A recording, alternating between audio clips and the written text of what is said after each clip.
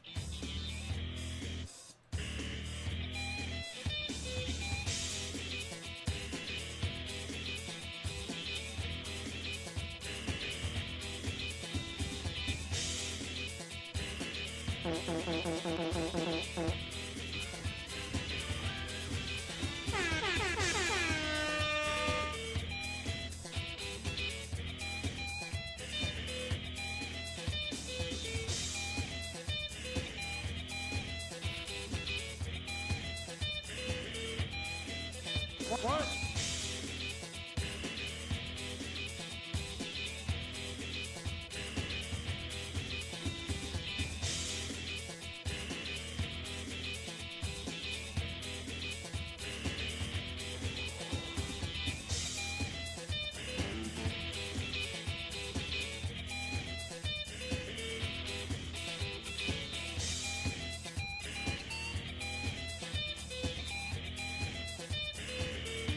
I believe in Joe Hendry.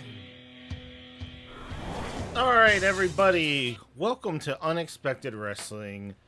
We are back for another week of wrestling discussion. We have a couple things we need to touch on here that have been going on in the world of wrestling, especially AEW. We have a lot of AEW news. We're not going to be going over their programming, but we do have some AEW news to cover. Why do they show up in our podcast like every week? I don't know. And Well, not- we don't and have not time for to the cover right Dynamite. reasons. But yeah, we're going to have to cover their blunders throughout the week. We will be covering AEW Collision a little bit, or at least what all that was shown of AEW Collision last night. Yeah, so let's get right into this here and some wrestling news and headlines. Last night, for those of you that enjoyed watching AEW Collision, I didn't watch it. I just kind of saw what happened online. They got the show pretty much got cut out during the show for technical difficulties, and TNT just decided to play Black Adam starring The Rock instead of like working out those technical issues. Did they just decide, or secretly? Yeah, The so Rock it's is kind of weird that a WWE guy pretty much just like took over AEW Collision last night. I don't know. In my opinion, it kind of has a lot to say about where TNT, Warner, TBS, whatever you want to call it, where they see AEW. Like, if there was technical issues, in most cases they would try to work those out. Maybe even like delay the programming till when it gets fixed and then replay it or something. But TNT just kind of, they had technical issues. They put their hands up, was like, oh well, and they just started running a movie before the show was even supposed to be over. Yeah, it's just very odd, especially like the technical issues happened throughout all of the networks. So it happened on Max and on TNT. So just very odd that somehow they had technical issues, but then yet somehow they were able to play a movie instead of playing AEW. And AEW is insisting that it was on TNT's end that the issues happened, maybe. which is weird. Maybe it was, and I have a suspicion. What's that? By no means are there facts backing this suspicion. No facts. But I wonder if there is an active audience threshold, and if it's not meeting that minimum threshold for people watching live, then they just say, screw this, and cut the other program. They're just like, we don't care, bye. I don't know if 500,000 people is the watermark, and they fall below that. Yeah, I don't think AEW Collision is getting 500,000. Dynamite's barely getting 500,000. Let's say it's 250. Let's say it's 250,000. That And sounds they're not more getting like the watermark, right? And TNT's like, okay, maybe they monitored it for a little bit, and they didn't see the watermark hit at all. Yeah. They thought maybe. I think why the worst thing bother? that could happen to AEW is wrestling fans start working at TNT. Because I think a lot of like AEW's success, quote unquote, on the Turner networks is none of those people know about wrestling. They don't know like what pro wrestling is. They just see it as like a money making opportunity. If there was actually fans of wrestling working there and they kind of like were a little more opinionated on the product, I don't think AEW would fare as well as they have in their rights negotiations and things like that. I think one of the good things about working with Turner is there's not a lot of people on the upper management that are probably watching their programming very often. They don't really know what good wrestling would look like, or they treat it as if it's like just any sport game. Right. So, yeah, very odd. That's the first time I've ever seen a show have technical issues, and instead of like fixing it, Looking they them just out within a couple of minutes. yeah, they're just like, just oh, cut nope, the oh, feed. I guess, yeah, bye. We're just going to run a movie. Yeah. It's like they had it on deck all ready to go. Very, very odd. And, of course, AEW's passing the blame on TNT, and TNT isn't really saying anything about it. Like, it's as if they There's don't also care. something else at play if you've been watching the news, a little outside of wrestling. So the Max streaming network Yes. is now reverting back to HBO, HBO Max. And I Yeah. posted on our Twitter, for anyone that follows our Twitter, they actually have John Cena in the promo for Peacemaker, I promoting bet. HBO Max. So I'm like, oh, they have to Yeah. call the WWE guys in to promote HBO Max because Well, they sure as hell couldn't have MJF holding up the sign and promoting it, or Swerve Strickland. They had to get John Cena Yeah. in there. So And I read into it, and the whole thing was when they went Max instead of HBO Max a few years ago, it was to promote their partnership with like the Discovery Channel network channels and the WB channels and the TNT and TBS and all of that. And then if you read up on this, they're like, well, that did HBO no favors. People recognize the HBO brand more than Yeah. they recognize just Max I mean, I don't by know. itself. Obviously, like back in the '90s, the HBO brand was much bigger than it is today, but it still holds some value. People It still is pretty yeah, big. when People you still factor in, know like, what HBO is. Game of Thrones was Yeah. big for HBO, and Yeah. Sopranos, years before Yeah, that. people know what HBO is still.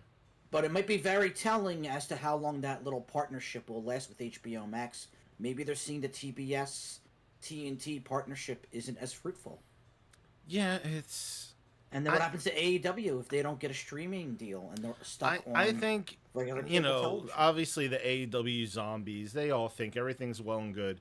In fact, there's somebody that posted on social media that Tony Khan should demand another zero on the next deal I heard because about of the that. technical issues, and it's just Yeah, like okay. that kind of shows you where Turner sees AEW and how much of a priority it is to them. I really don't know what their next deal is going to look like. I'm sure, when the time comes, everyone will try to spin it into a positive, but because first off, it's not a 5-year deal; it's only 3. It's a 3-year deal with an option to extend it to 5, which usually a TV contract usually is a 5-year deal. So they kind of set themselves in a position where they could back out if they wanted to in 3 years, or at least give them an offer quite lower than what they gave them for this current run. And seeing as the numbers are constantly going down, I really don't see them giving them another, $530 million offer. I really just don't see that happening next time. Do you think they have better ratings than TNA? Or is it about the same? So the issue with TNA is they're just on a bad network. I know, they're not on a if you major put cable TNA on like TNT, I'd be interested to see how they would hold up with ratings, because I really think because TNA has actually had live events that have outsold AEW live events, and I think if they would put TNA on a more popular network channel, I think like AEW and TNA would kind of be neck and neck for the most part, in my opinion. I agree. Yeah, I agree. I think the biggest thing with TNA isn't necessarily the wrestling quality; it's just the exposure. They're not on a popular network, especially now that they have like NXT people showing up in TNA. Well, and one of the reasons they had a hard time being on a major network is they had a lot of executive shakeups for a while, right? Mm-hmm. When you had Dixie Carter and then the whole issue with that, and then you had Jeff Jarrett involved, and Yeah. you had all of these ex-wrestlers involved, and it was a big power play. Nobody cared about the product; they just cared about, being the CEO. And I Yeah. think now that that's stabilized, I don't even know who's in charge. By the way, when Mr. Chunk says CEO, he's not talking about Mercedes Monet. He's actually talking about a legit CEO. Speaking of Yes. CEOs, Edward over on YouTube says, "Good evening, gentlemen. It's always a pleasure. I was hoping for the LED message hat. The LED message hat, I think, has a bigger fan base than either of us on this freaking show."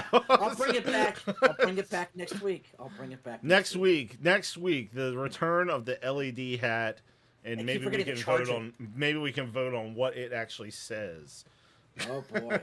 So that's a little bit going on with AEW there. We got some more stuff we're going to touch on with AEW.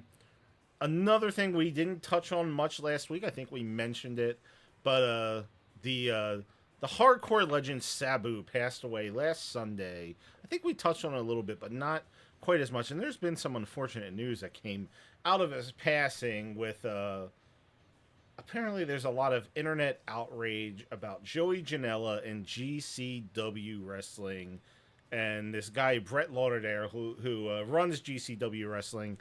They did like an interview, I guess, shortly after his last match. So Sabu's retirement match was against Joey Janela WrestleMania weekend in Las Vegas at some bingo hall or whatever. I think there might have been like 2,000 people there. So that's actually a big crowd for an indie event. Almost as much as an AEW event. Yeah. Well, AEW sometimes has less than 2,000. But I don't know if anybody's seen Sabu's retirement match. I believe the GCW YouTube channel has it free on YouTube. Last I checked, I watched it on Saturday. I watched the match in its entirety. Let's just say it wasn't like a good match to watch. Like, yes, if you're a fan of Sabu, you're going to want to see it and kind of relive those memories, but he was nowhere near. GCW killed Sabu. Okay, that's what we're getting into, Jason. So the match wasn't that great. I'll say that. Sabu was very, very, very, very, very limited on what he could do. Seemed at times he could barely walk straight. He did one shot where he kind of did that thing where he runs on the ropes, jumps on a chair, and it was a barbed wire ring, so there was no ropes.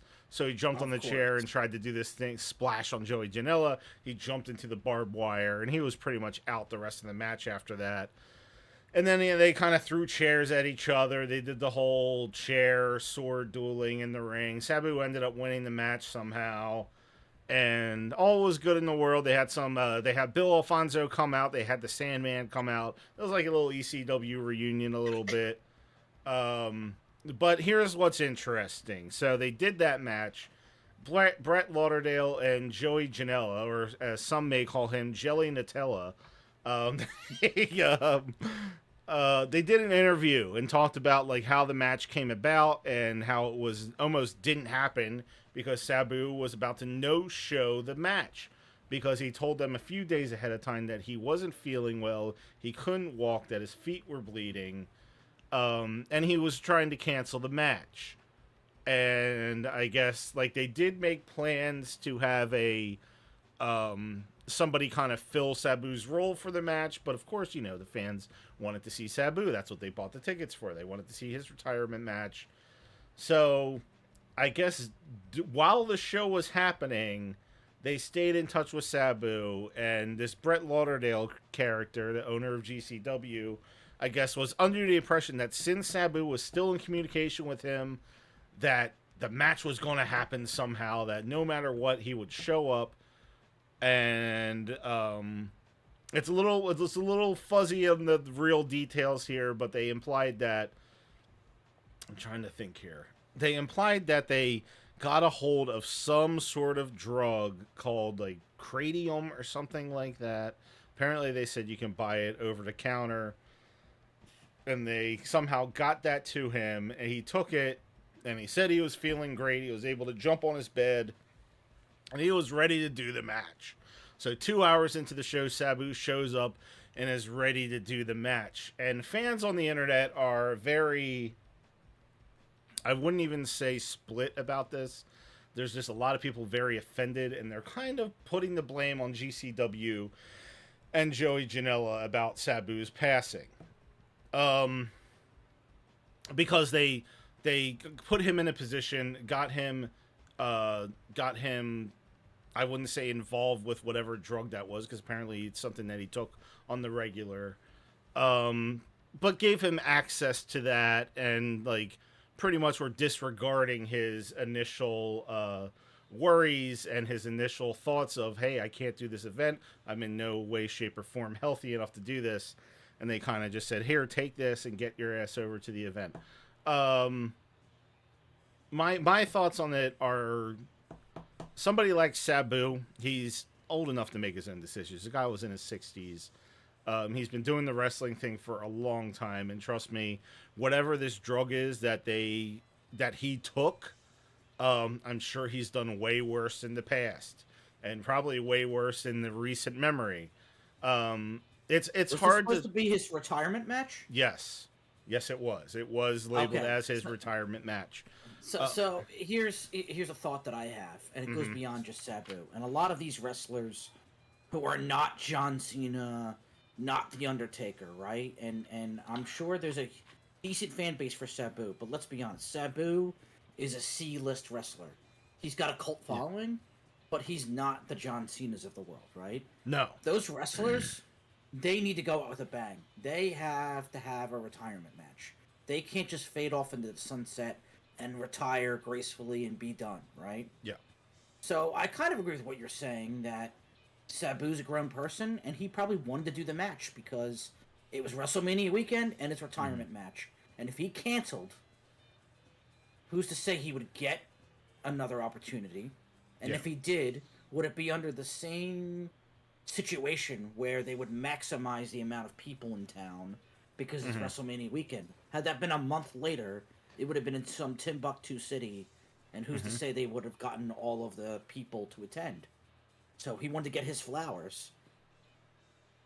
I don't know if there's a specific person to blame. I don't know if there is point a finger at this person and that's the one person held responsible. I just think that it's a messy industry, and I think you could put blame all around, and there's not a single person. And he's what, 60? If I remember He was correctly? in his 60s, or very, very close. I believe he was in his 60s.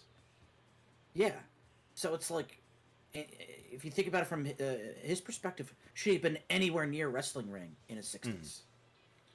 So Was he in the shape that The Rock is in? No, you can see that specifically in the match. So the thing is, WWE, they would have never done something like that. AEW,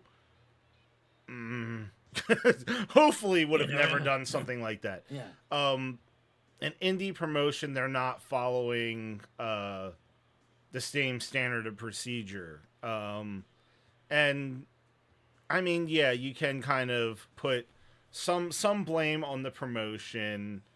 And then you also have to kind of look at Sabu and his body of work. Like, Sabu was always like a hardcore legend. He wasn't like a Rob Van Dam who made his name with hardcore, but could actually go and do technical wrestling and go on a mainstream level. Sabu was always hardcore wrestling. It was always the outlaw mud show type stuff.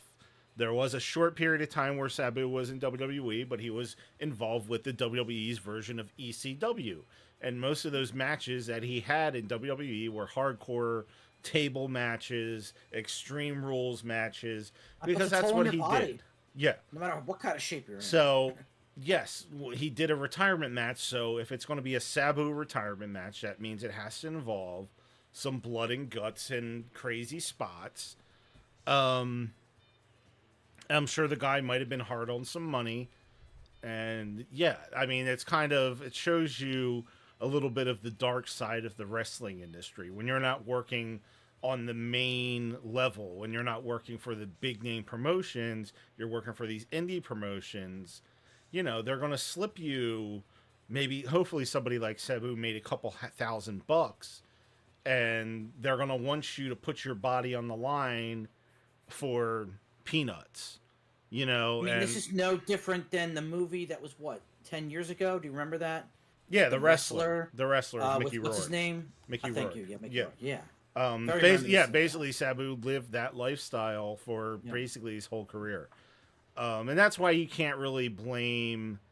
You can put some blame on GCW and Joey Janela, but you do have to also like look at the guy's lifestyle for the past 20, 30 years.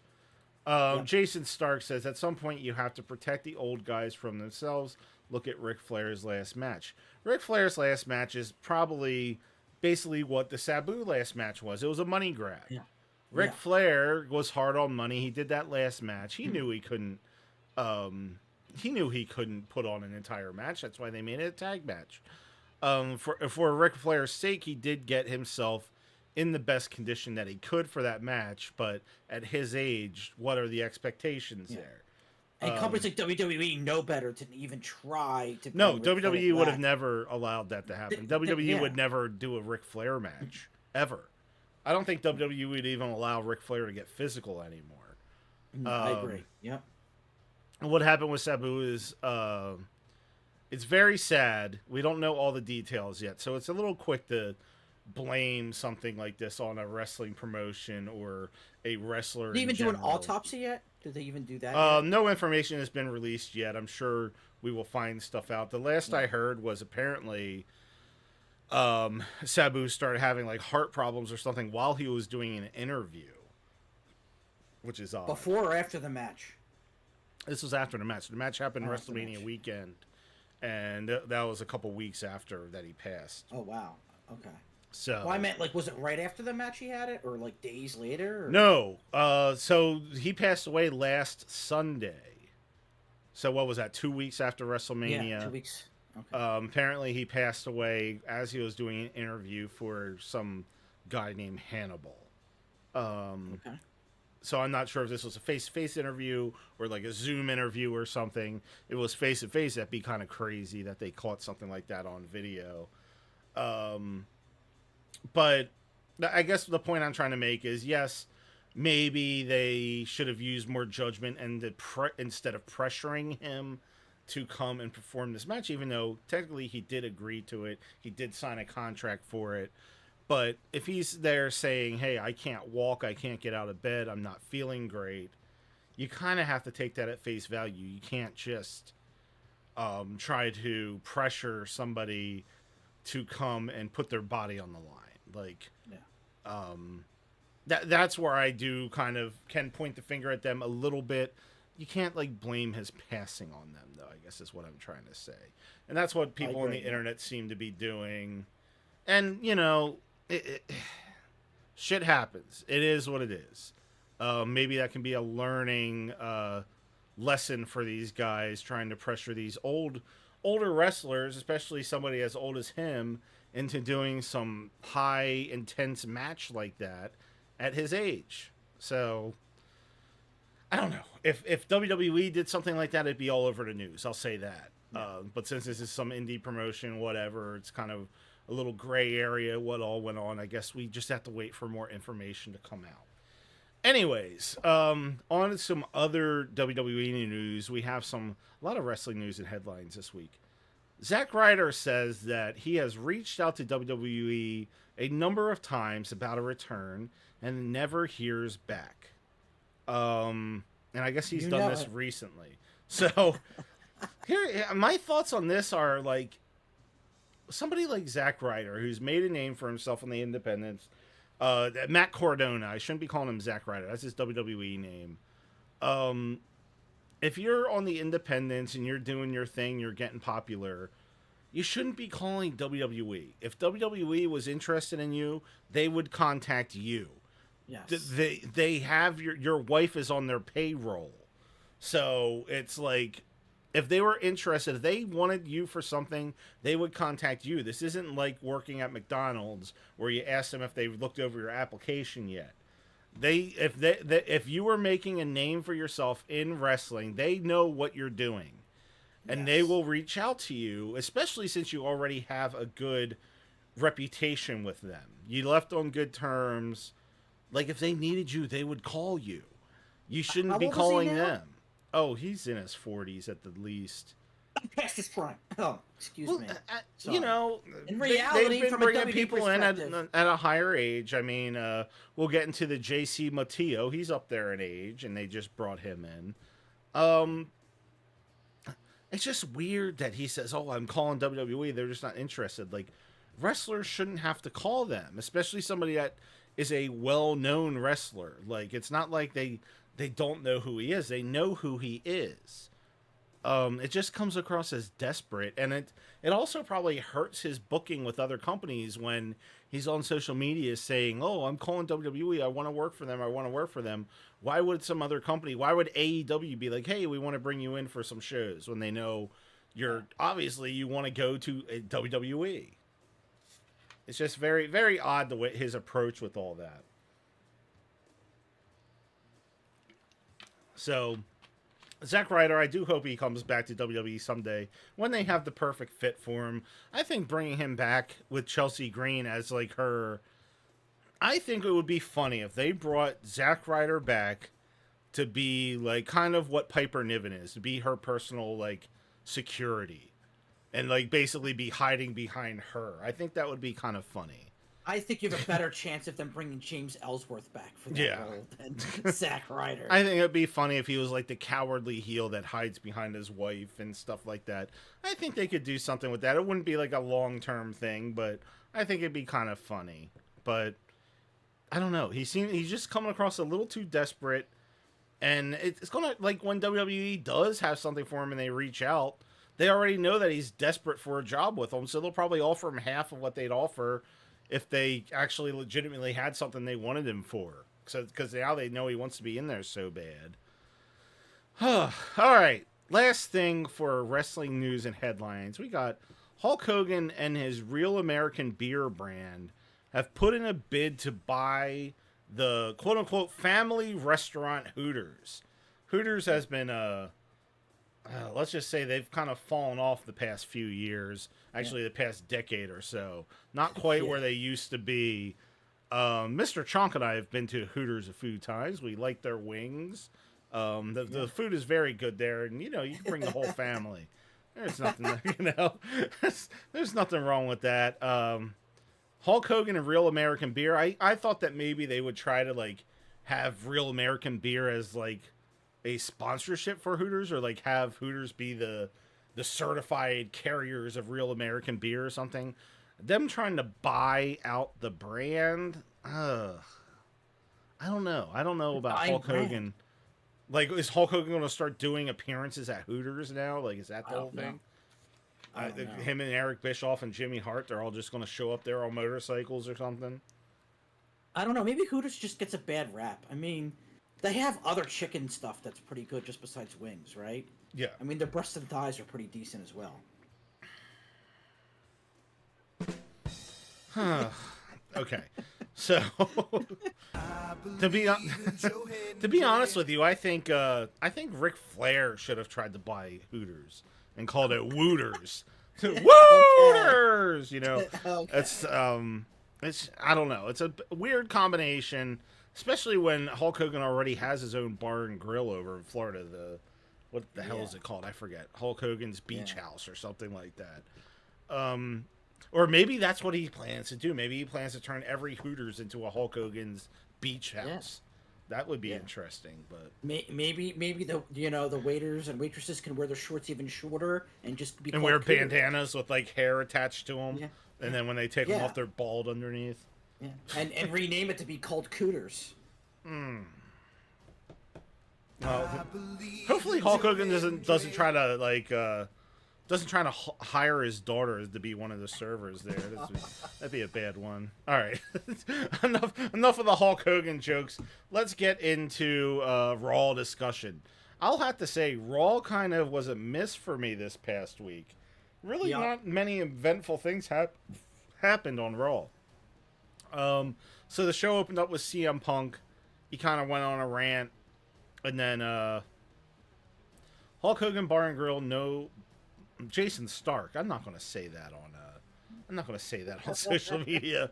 You know what? Screw it. You know what? Jason Stark over on YouTube said, Hulk Hogan Bar and Grill, no black people allowed. I don't know what you're trying to get at, Jason Stark there. Hulk Hogan, he's a changed man. He apologized to the WWE roster that one time.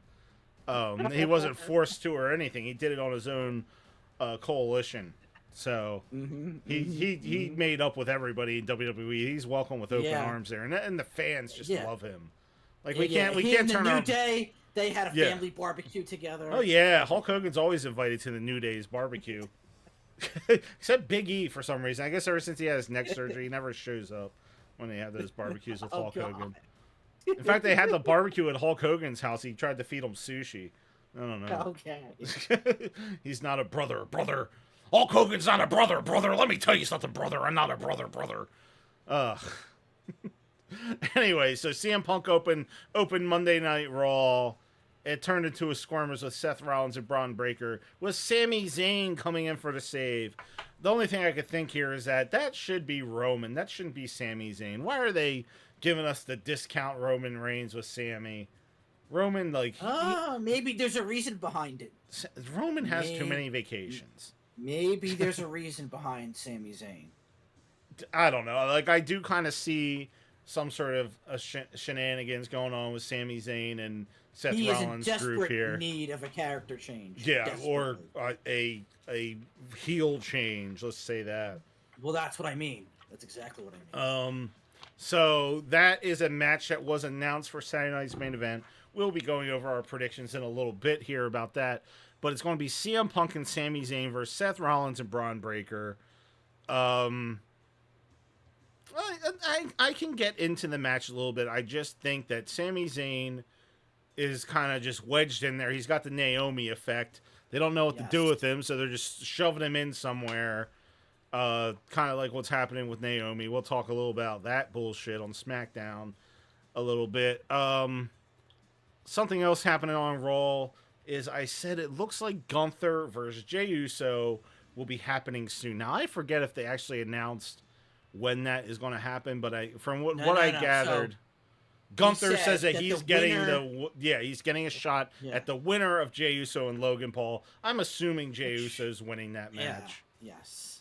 But you shouldn't assume. You never know. But shenanigans again, and the time is running out for Goldberg to make his little triumphant return for his retirement match, which I assume would be at SummerSlam, and we're inching closer to that date.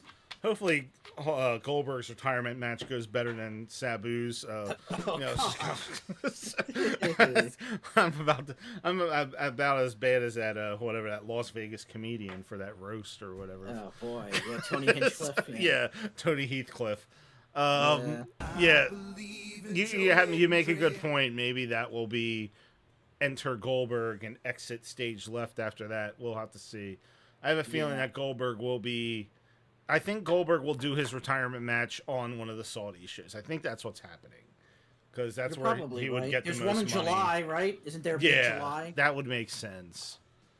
But maybe not even a SummerSlam. Maybe, like you said, it'll be at the Saudi show. This just hasn't been a year for Gunther, though. Like, Jesus Christ.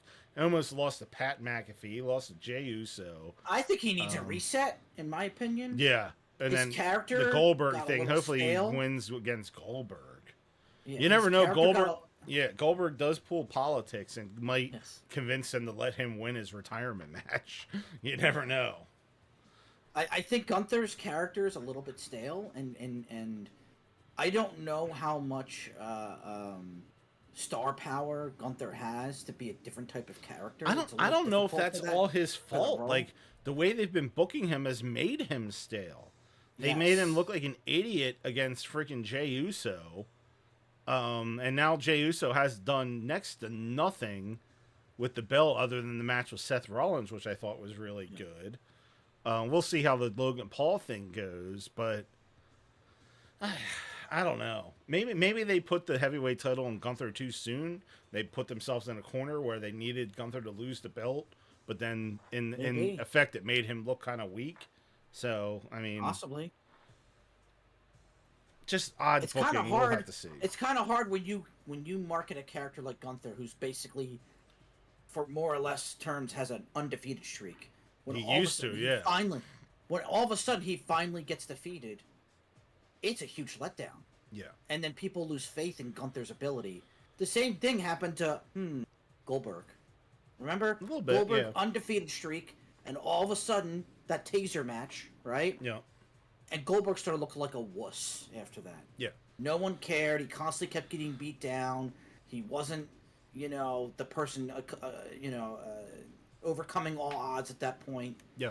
And then that was a huge downturn for WCW anyway. Yeah. I hope he can turn this year around, but right now 2025 does not look like the year for Gunther. It sucks. And next thing on the list here for Raw was the main event. Main event I thought was really, really good. It was a tag match between Rhea Ripley and Io Sky versus Roxanne Perez and Julia. I thought it was a really, really good match. Wasn't quite sure where they were going with all that, but now seeing the events that happened on SmackDown, it looks like it was just kind of like a little mini feud after WrestleMania. Get some new faces on the roster. We'll find out on SmackDown that Julia is actually on the main roster now. She's part of SmackDown. And all signs are pointing to me that maybe Roxanne Perez will be on Raw. Hopefully announced tomorrow night that she's part of that main roster. I thought it was a really good match. Predictable ending with Io and Rhea Ripley winning. One thing that I did mention with the match was, where is Bianca? Have we seen her since WrestleMania? What the hell happened to her? Where's she been? So I think you might see a return and a character change for her. I think she's due. I think her character's been stale. She's out of here. And from what I remember, did she get pinned at WrestleMania? I think she did. Yeah. I think when that whole thing happened, I think she was the one that actually got pinned. So, yeah, I mean, maybe we'll see some sort of heel turn. She hasn't been on Raw. She hasn't appeared on SmackDown to interject herself in the Naomi Jade Cargill thing, whatever the hell that is. That's a whole other thing going on that we'll talk about a little bit during the SmackDown thing. Yeah, that's my question. Where is Bianca? Looks like the mini feud between Julia and Roxanne and Rhea Ripley and Io Sky must be over now, but where does that head with those two? Looks like Rhea Ripley is still very interested in the title, and Io Sky is just happy to be there, so maybe we'll get a Bianca Io Sky thing. We'll have to see. How long do they plan on having Io as champion? A lot of online rumblings were saying that Asuka, and what's her name, Kairi Sane were coming back.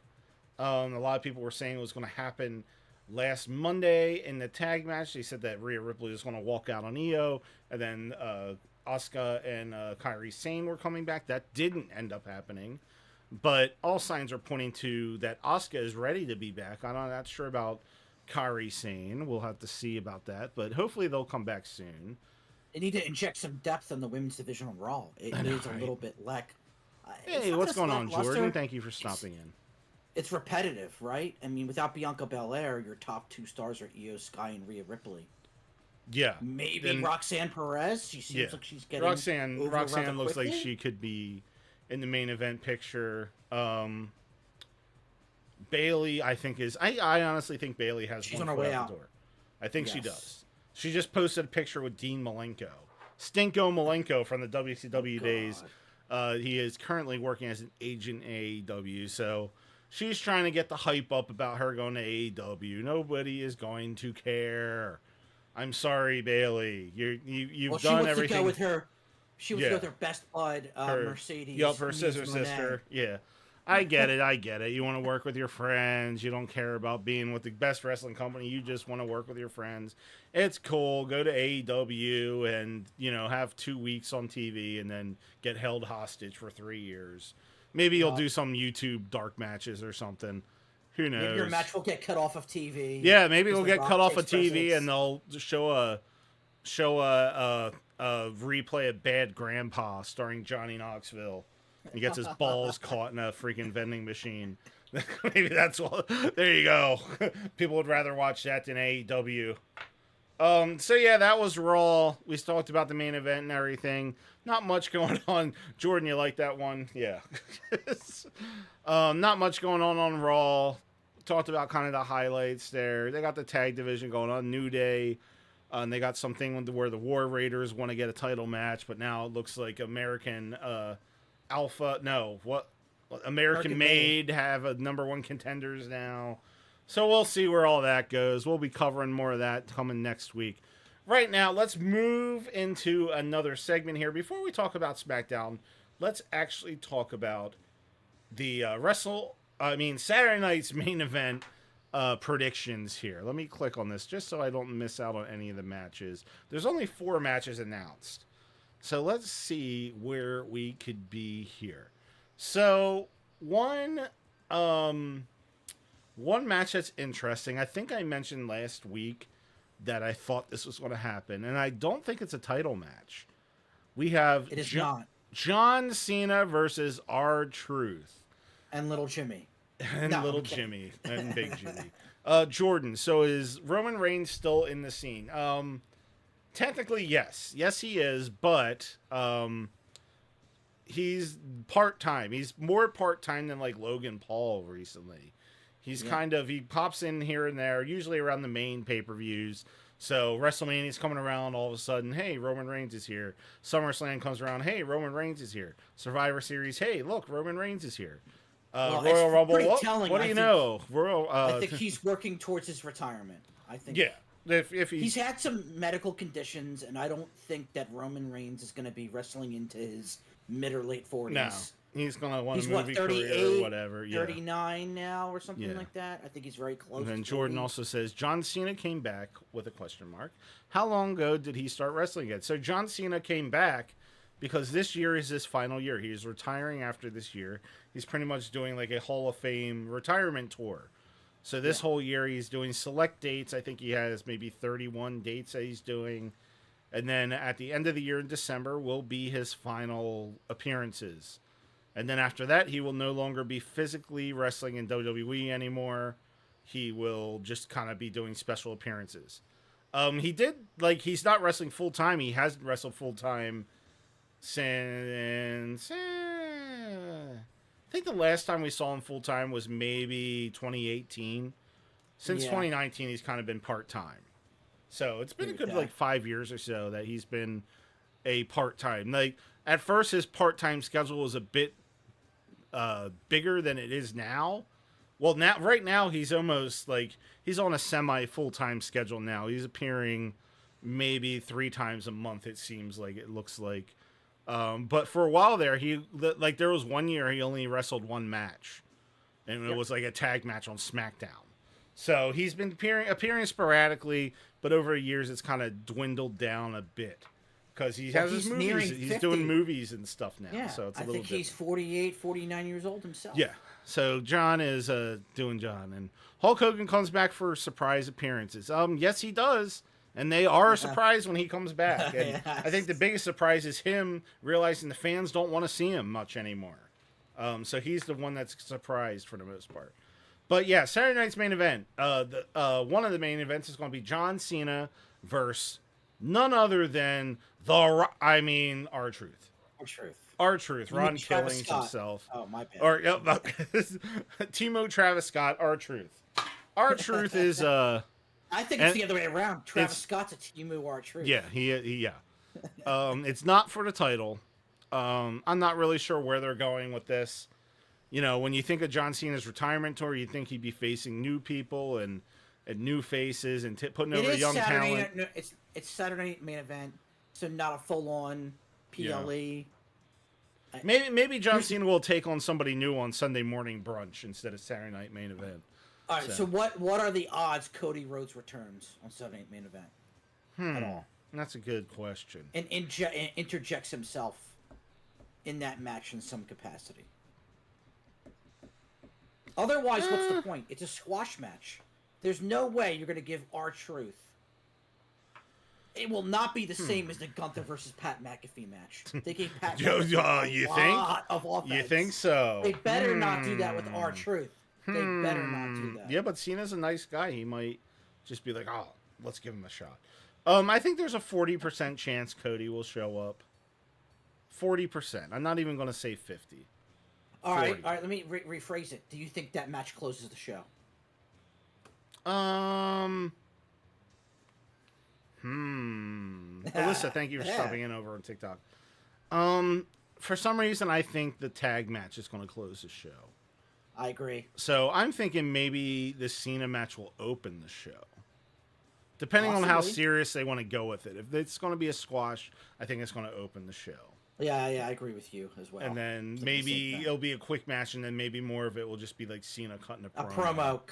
Yeah. And then maybe that's when Cody comes out. We'll see. Like, I don't know if Cody's ready to come back yet, and I don't know if he'll immediately get pushed into like a John Cena thing. We'll have to see. Another match on the card is goody. Damian Priest. I knew it. Damian Priest versus Drew McIntyre in a steel cage match. Steel cage. This blood feud going on for years. Steel cage. I can't tell you how uninterested I am in this freaking. Drew McIntyre's beating him. Drew McIntyre's beating him fair and square. Like what? Yeah. What are they proving here? This better be it, and Drew McIntyre moves on, because I know who he should move on to next. Who do you think? Jacob Fatu. Fatu. They've already had the little stare down on SmackDown. Yeah. Yeah, like him upgrading Jacob Fatu upgrading to Drew McIntyre. That's probably closer to like the end goal. I don't know if they'll go immediately into that, because I think they're doing something with Jacob and Solo. But maybe Solo can play a whole role in the whole Drew thing. Yeah. This Drew McIntyre, Damian Priest steel cage match.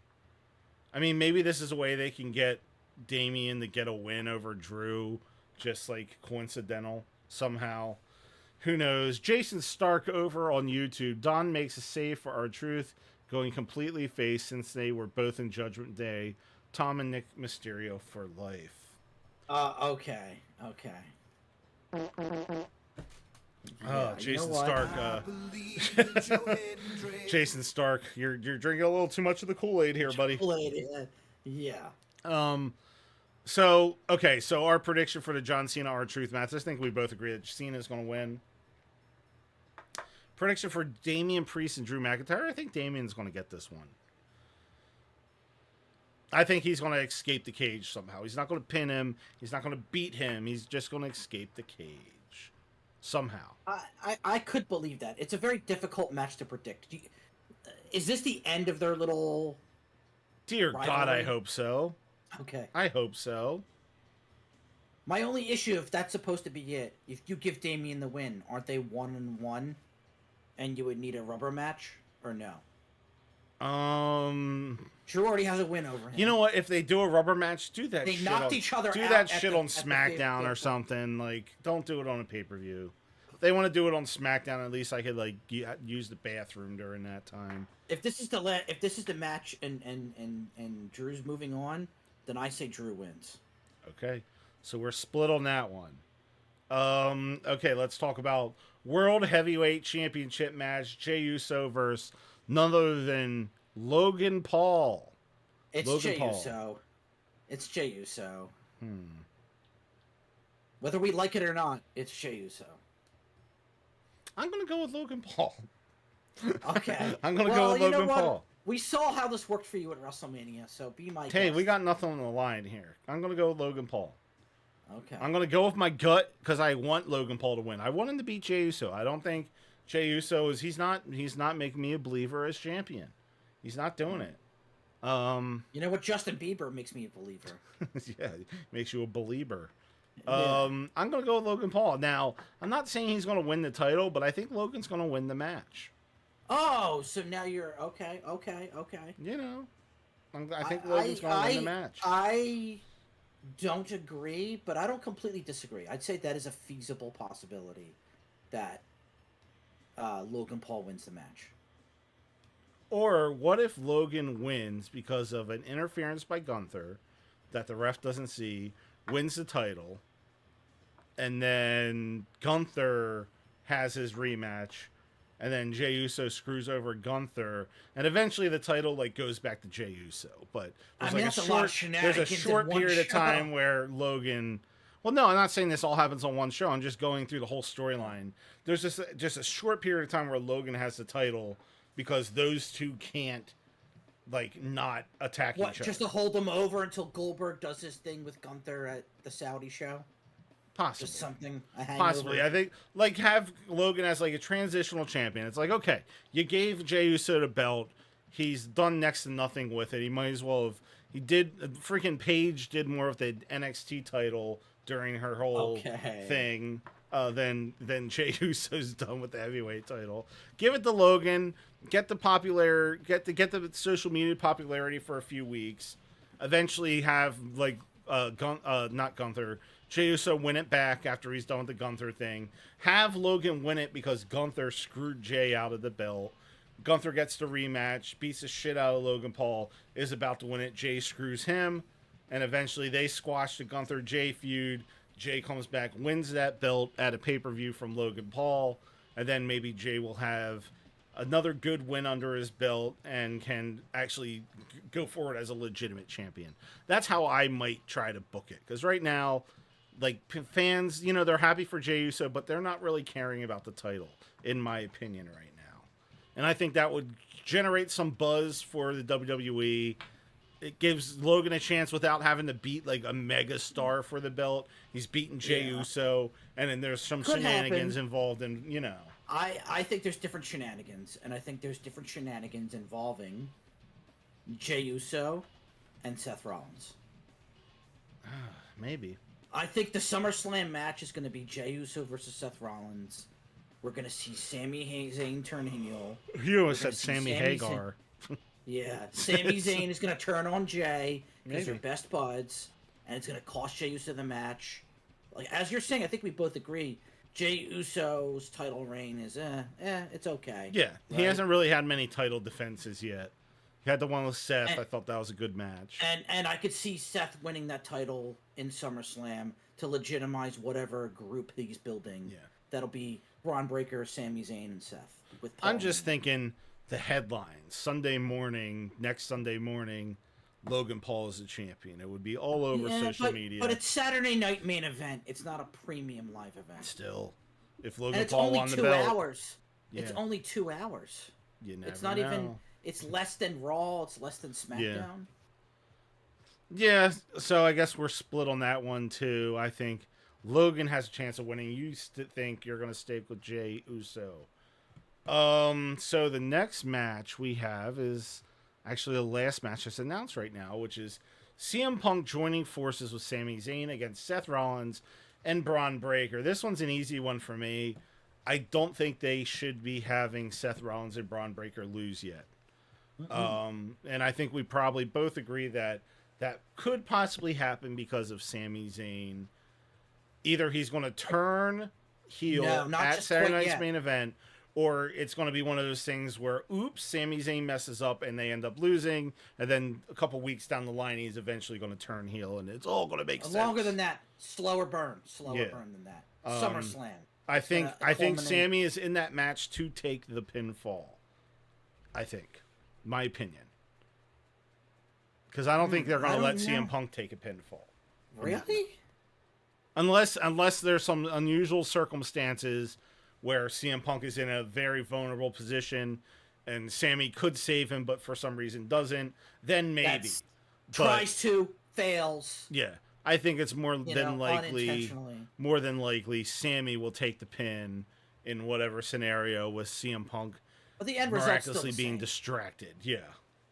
I think the so. end result's still the same.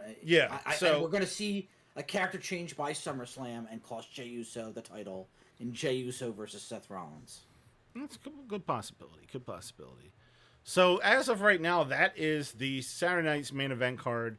Pretty good card for a Saturday Night's main event. That is pretty much booked like that. I mean, that could be like a major pay-per-view card.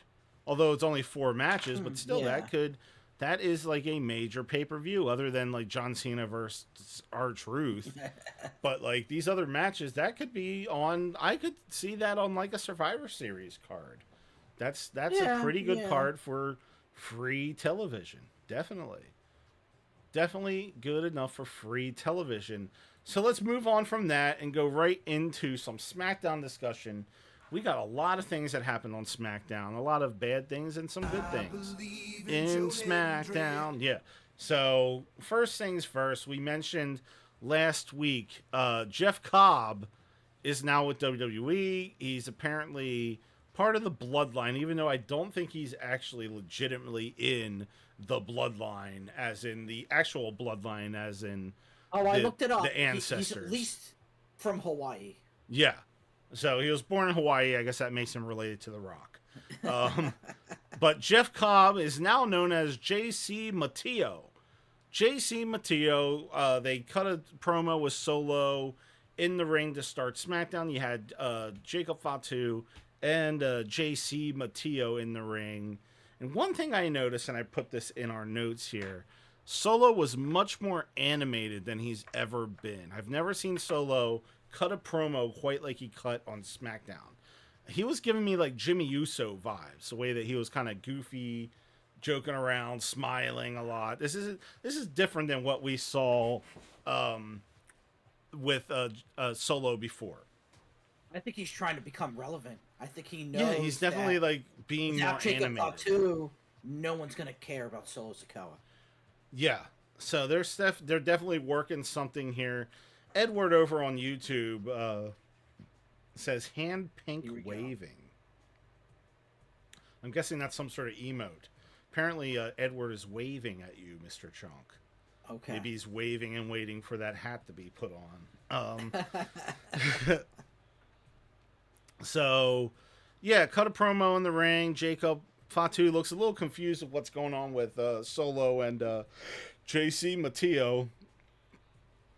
Later on in the show, Solo actually qualifies for the Money in the Bank, which is happening in a couple weeks. So that's like the biggest thing he's done in his career. Yeah, that's interesting.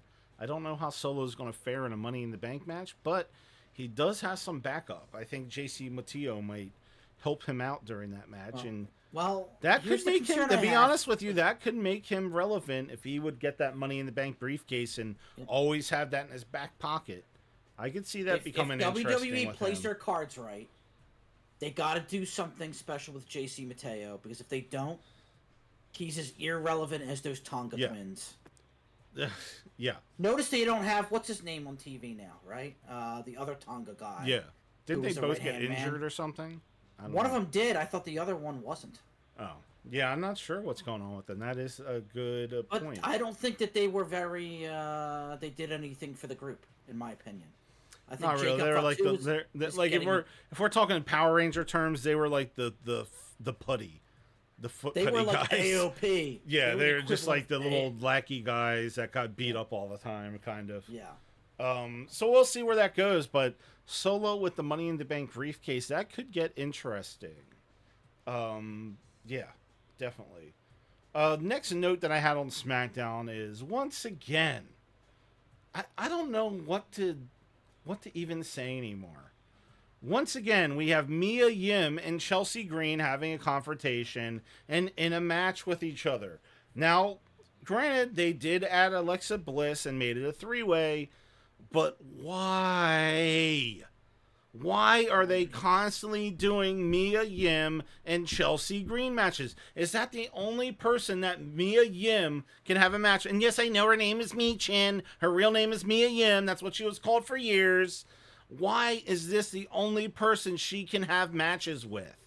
I don't understand it. They only have like 4 or 5 women at the B level. That's mainly because they fired most of them a week ago. Yeah. Like, they should have kept some of them, put her on the friggin' chopping block. She's done everything she can. She took on Chelsea Green all of 2024. Now she's going into 2025 doing it. Like, what the hell? She's with that B-Fab, but B-Fab isn't doing nothing. Yeah. And then, oh my God. So Alexa Bliss wins the match, because we were just melting in the cesspool that is Mia Yim versus Chelsea Green. Chelsea Green, great wrestler, great talent, great character. She's being held back by Mia Yim. You know what? At this point, I think eventually Mia Yim's going to join her council. She's going to be part of Chelsea Green's group because they can't separate the two. They're like connected by the nipple. They can't separate from each other. I don't understand it. They had the dumpster match, and now they're like freaking scissor sisters or something. I don't get it. Like, we're over it. We're done. Move on, please. Like, there's got to be... You know what I'm done with? What? Done with the Wyatt Six. Where have they been? I'd rather see them than Mia Yim. Yeah, but all the internet, every time they see Alexa Bliss, where's the Wyatt Six? Isn't she part of well, that? Didn't they fire... I think that I thought they fired tail. one of the people from, like, Joe Coffey. I thought he was part of the Wyatt Six. I think they got rid of him. You might be right. I forgot who was before. Yeah. Besides... the Redbeard guy. Yeah, Redbeard guy. And then Nikki... What the hell was Cross. Nikki Cross, she's still there. Bo Dallas is still there. They weren't fired. We'll have to see what happens. Maybe they're thinking of something. Maybe they're cooking up something. It's been like 6 months. Yeah. But Alexa Bliss, she is going to be in the Money in the Bank. She beat Chelsea Green and Mia Yim. And there you go. Alexa Bliss, sense. Money in the Bank. Cool. Something new. And JC Mateo actually had a debut match on SmackDown. Took on LA Knight, and he actually got a win over LA Knight. With thank God. A little bit of distracting coming from Solo, but yeah, it was pretty much a clean win. He looked all right in the ring. His finishing move was a little just looked like a side slam to me, and they did it backwards. I think he's got potential. I heard he's up there in age. I heard he's in his 40s, so he's not necessarily a young whippersnapper, but I think he's got some potential. Definitely a bigger guy. It'd be interesting to see him, Bronson Reed, Braun Strowman. Oh wait, Braun Strowman doesn't work there anymore. Yeah, put him in a match with Damian Priest. I could get into something like that. He's like he's not necessarily a tall guy, but he's stark. And he's got like a wide build. He's like a Bronson Reed, except Bronson's a little... Like a chode. Yeah, he's... A chode. He's wider than he's like a chub, yeah. Bronson Reed's a little more... Chode. Yeah. Chode is wider than you are long or tall. Yeah, he's a chode. He's definitely a chode. He's one of the biggest chodes I ever seen. But yeah, clean victory over LA Knight. And yeah, I didn't think the match was that bad. Speaking of not that bad, the main event was Tiffany Stratton versus Nia Jax for the WWE Women's Championship. If you didn't see this match, I suggest going back and seeing it, at least watching clips. This is one of Nia Jax's best match since probably the best match she's had in WWE, to be honest with you. I'm talking pay-per-view matches, everything. This is one of her best matches that she's had. She's in the best shape that I've seen her in. The match went really, really well. They meshed well together. There wasn't many mess-ups. Nia Jax doesn't always seem to work well under pressure. In this case, she did. One thing I did say, I was watching it with a friend when SmackDown was happening, and I said to my friend, where the hell is Candice LeRae? She didn't get fired. They got rid of her friend. I said that last week. Where is she? What happened to her? I don't know. Ever since you know what? Actually, I think she's at a soccer game. She had to take her kids to a soccer game. Oh, okay. Well, maybe AJ Styles went with her. He's got the soccer mom haircut. Okay. So they'd all fit in together there. And yeah, then you got the little munchkin land of Ciampa and what's his name, Johnny Sameface. They probably go up to her shoulders a little bit. Speaking of that, that's not even my main gripe on SmackDown. That's not what really grinds my gears, right? Grinds my gears is the lopsidedness of the tag team division between SmackDown and Raw. Oh yeah, and SmackDown's all about the tag teams, and then Raw, it's just a joke. And they brought Fraxium in, yeah, and they have 2 wins already. And Raw needs tag team help. Why did they bring Fraxium to SmackDown? SmackDown had decent depth. They would have done better on Raw. I'll never forget when what was his name, Butch and the Tyler Bate, was it? Yes. They came back and they immediately lost to the New Day. Like Raw, they do not care about their tag team division at all on Raw. And SmackDown, it seems like they're trying to put a focus on it. Maybe what they unify the titles, make SmackDown like the tag team wrestling show. Obviously, still keep your main characters on there, and then make Raw the more women's wrestling focused show. Have one show that features tag teams, one show that features women's wrestling. I think that would fix a lot of the problems that we're having. And unify the women's title, the women's main title. Yes. Unify the tag team and unify the men's world title too. Yeah. I'm not saying no tag team matches on Raw. I'm not saying no women's matches on SmackDown. But I think they should be focused on women's focus on Raw, tag team focused on SmackDown. They don't have enough depth to say it's equal on both shows. No, it's not. It's clearly not. Yeah. Raw definitely does not have legitimate tag teams. SmackDown doesn't have many legitimate female talent. That's why we keep seeing these same matches over and over again. Yes. But right now, oddly enough, I think the women's Julia. the women's championship on SmackDown, I think, is more relevant than the women's championship on Raw currently. But it's Tiffany Stratton, and she doesn't have much competition. That's why we're seeing her with Nia Jax again. I think they're trying to get her into something with Naomi, but Naomi's like fighting with herself. Like, she has a brand new character. They gave her new music and everything, but Naomi herself, I think, is still trying to be old Naomi. Like, she isn't changing her character much at all, other than, instead of light brights, I can just put caution tape on my outfits now. And, like, she thinks that's changing everything. It's like, no, you got to change your character. You have to be a heel. You can't be the same person just with just caution tape hanging from your arms. Yeah. So, anyways, Tiffany Stratton versus Nia Jax. I think this is one of Nia Jax's best matches she's ever had in WWE. Tiffany Stratton ends up winning. At the end, Tiffany pretty much drop kicked a chair into Nia Jax's face, and immediately the camera cut away. But for a split second, you could see Nia was immediately busted open. This wasn't like one of the fake bleeding things where they scratched themselves on the face to make themselves bleed. No, she legitimately got knocked open by this chair to the point where they had to get creative with the camera angles so that they didn't show it. She got hit with the chair, and then Tiffany did the prettiest moonsault ever and got the win.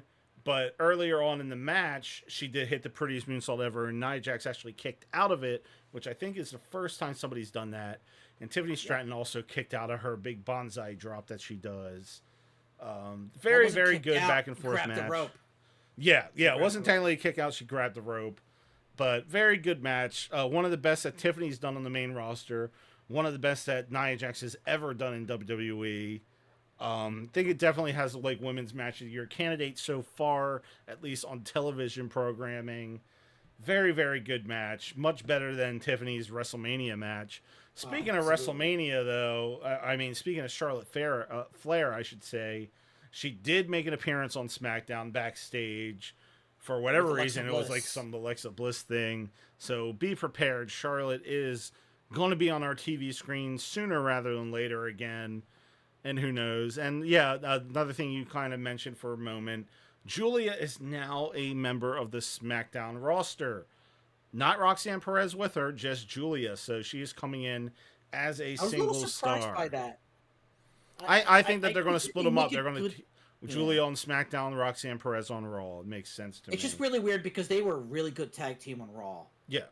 And I'm not saying that they should have remained a tag team in terms of the women's tag team championship, but they could have remained a tag team that just caused terror across the entire women's division. You never know. Maybe Roxanne will become the SmackDown, and maybe they'll continue that.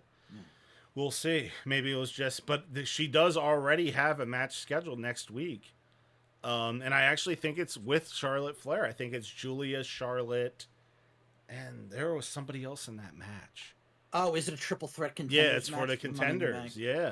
Okay. I think it might have been Naomi, or maybe it was Jade Cargill. It was somebody, but it's going to be Julia, Charlotte, and one other person. They're going to be in a triple threat for number one content or Money in the Bank qualifier. So that should be interesting. Charlotte wrestling on TV. That we haven't seen that in a long time. So that will be interesting next week. They got a couple of marquee matches for SmackDown next week with the Money in the Bank qualifiers going on. I believe there's some qualifying matches going on tomorrow on Raw also. Money in the Bank's always a fun pay-per-view. I always like it. I like the women's ladder match and the men's ladder match. It's always kind of unpredictable. Almost gives you like Royal Rumble vibes. With Solo being in the men's Money in the Bank, though, I have a feeling he's going to win it.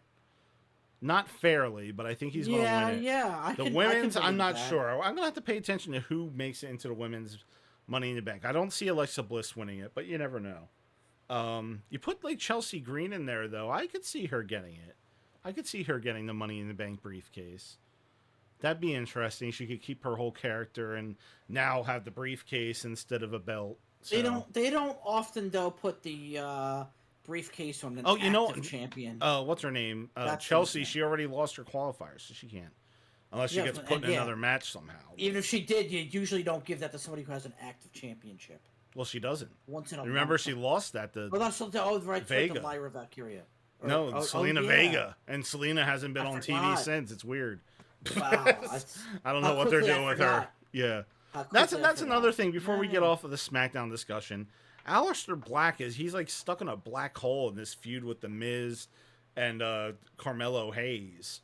It's kind of interesting, and Carmelo he hasn't gotten a win over Aleister Black, but he did get the best of him on SmackDown after Miz interfered and caused a disqualification. But I kind of like the whole idea of him and Carmelo. I don't understand Miz's stance in that, though. How they all of a sudden put the Miz in Carmelo's corner as like, it almost feels like a Jerry Maguire deal where like Miz is like the fucking agent trying to like push off have Carmelo do all the dirty work.